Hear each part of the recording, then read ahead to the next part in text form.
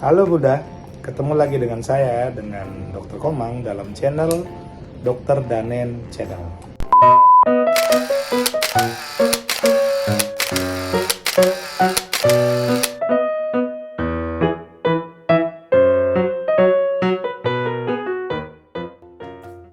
Untuk saat ini saya akan memberikan informasi tentang ada beberapa pertanyaan dari Bunda yang ketemu dengan saya. Bunda tuh bilang begini, "Dok, kenapa ya berat anak saya tidak naik-naik padahal makannya kenceng gitu." Nah, untuk menjawab pertanyaan itu sebenarnya ada satu pakem seperti ini pakemnya. Berat badan itu berbanding lurus dengan asupan kalori. Ya, maksudnya begini. Bayi atau anak atau orang dewasa itu kita semua memiliki kebutuhan harian kalori. Ya. Kalau kebutuhan kalori kita terpenuhi sesuai dengan kebutuhan kita atau melebihi dari kebutuhan harian, maka otomatis berat badan akan naik. Itu pakemnya. Makanya ada orang-orang yang berdiet itu menghitung dia, kalau makan ini kalorinya sekian, makan ini kalorinya sekian, makan ini kalorinya sekian, dihitung. Oh, pasti nanti orang diet itu makannya di bawah kebutuhan kalori hariannya dia gitu. Nah, kalau memang anak Bunda makannya bagus, kita harus tanya dulu, ya, kita lihat dulu menu apa yang Bunda berikan untuk anaknya. Nah, ketika sering saya ketemu soalnya, ketika saya tanya anaknya makannya apa, kadang-kadang cuma dikasih makan nasi, kemudian dikasih nasi dan telur, kemudian kadang dikasih nasi sama sayur, nasi, telur, kecap. Nah, seperti itu, sehingga yang dia makan memang dia banyak makan, tapi asupan kalorinya tidak terlalu signifikan jumlahnya gitu. Nah, makanya faktor yang pertama adalah kita lihat dulu menunya, ya, menu apa yang Bunda berikan.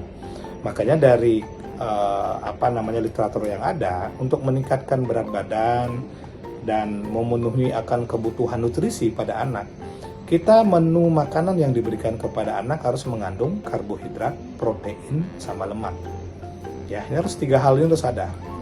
Ya, kalau karbohidratnya ini bisa dari beras, ya, kemudian gandum, ya, bisa. Tapi kita orang Indonesia biasa dari nasi, dari beras. Proteinnya bisa dari mana? Bisa dari protein hewani, bisa dari protein nabati, ya. Kalau yang hewani berupa telur, daging-dagingan, dan kawan-kawan, ya. Kemudian kalau lemaknya itu bisa dari mana? Ada yang dijual tuh, ya, untuk bikin MPASI, untuk lemak, kemudian bisa juga dari santan, ya, banyak.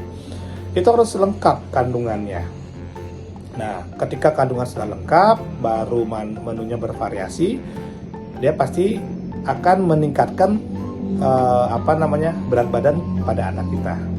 Tapi ingat, meskipun menunya lengkap, kalau tidak ada jadwal makan, maka anak ini juga akan mengalami GTM, susah makan.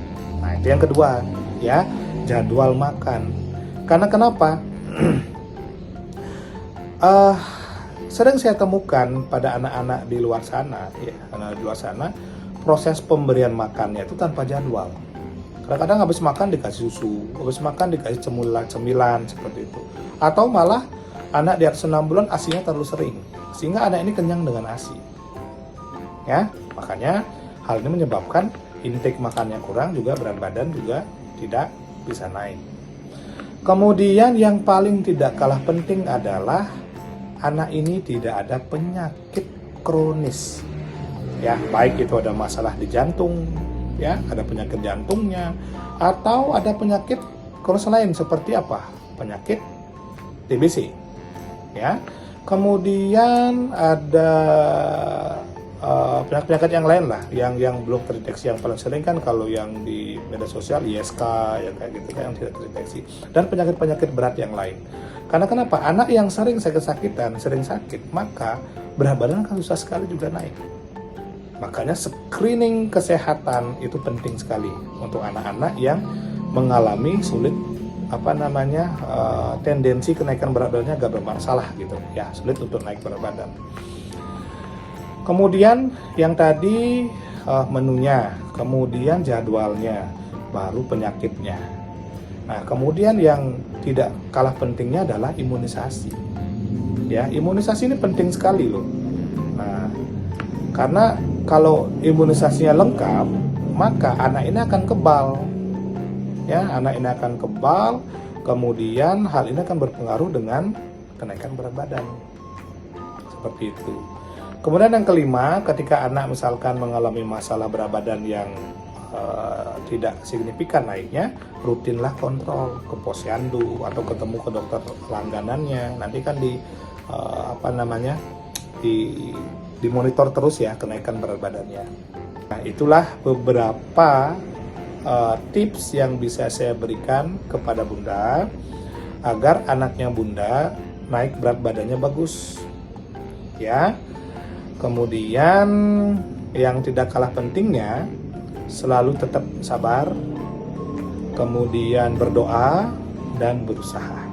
Oke, mudah-mudahan anaknya Bunda sehat selalu ya. Dan bagi bunda-bunda yang mengalami masalah di berat badan pada anaknya, tetap semangat ya. Memang kalau dipraktekkan di lapangan memang agak susah, tapi saya yakin kalau Bunda berkoordinasi terus dengan dokternya Bunda di sana, kemudian Bunda mengikuti arahan beliau dan mengikuti tips-tips yang ada, pasti akan terjadi perbaikan.